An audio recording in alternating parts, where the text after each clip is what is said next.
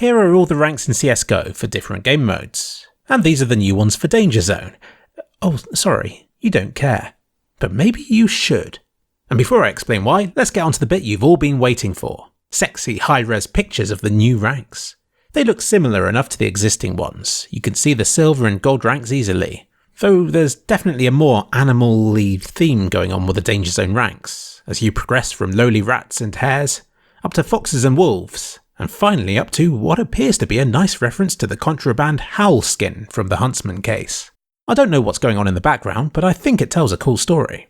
It's almost like a sunrise. As you go up the ranks, it gets lighter and lighter and lighter, and then just as you think the sun's about to appear, it all goes dark again. And then the creature sets on fire or something. There are only 15 of these ranks, compared with 18 for matchmaking and wingman. Though it shouldn't matter at all since they're only representations of where you sit on the skill bell curve. It does mean that the jump in skill between each should be bigger. Though remember it's still a relatively new mode, with less advanced gameplay strats than the core game for now. As for why you shouldn't instantly dismiss Dangerzone or hate Valve for making it, well I think we've forgotten how we felt about things in 2017 and 18. Games like Fortnite and PUBG were eating into CSGO's player base, and people were accusing Valve of neglecting CSGO and how it was a dead game. If you heard back then that it was to get a Battle Royale game mode that wasn't just a cheap copy of existing ones, I think you'd agree that it's what the game needed.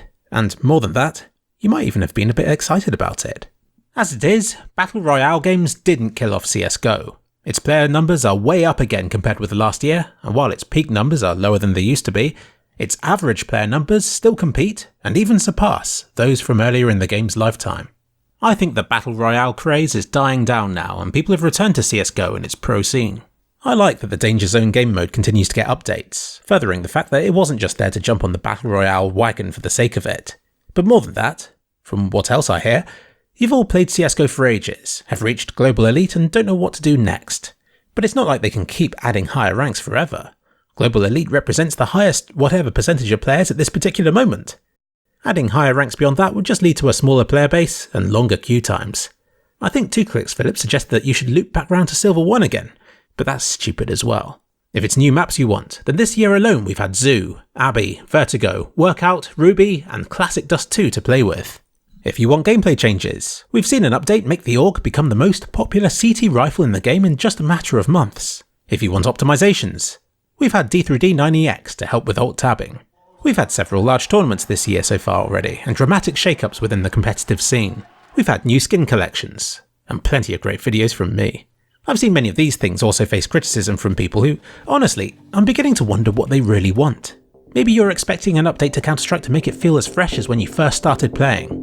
But that's like moaning that Christmases these days aren't as fun as when you were a child. While I don't expect an update to Counter-Strike to bring back your sense of childhood wonder, they've gone and done the next best thing. They've added a ranking system to a new game mode, so you can relive those days of climbing the ranks to Global Elite all over again, only with new rules. And instead of Global Elite, you'll be chasing the Howl. What's next for this game mode? I think that a key to Counter-Strike's longevity has been its pro scene. Is Valve gearing up for some kind of competitive side to Dangerzone? Will they finally discover a way of delivering a decent spectator experience for Battle Royale? Or are they just giving a fun game mode some love for the hell of it? Cast your votes below. And don't forget to subscribe.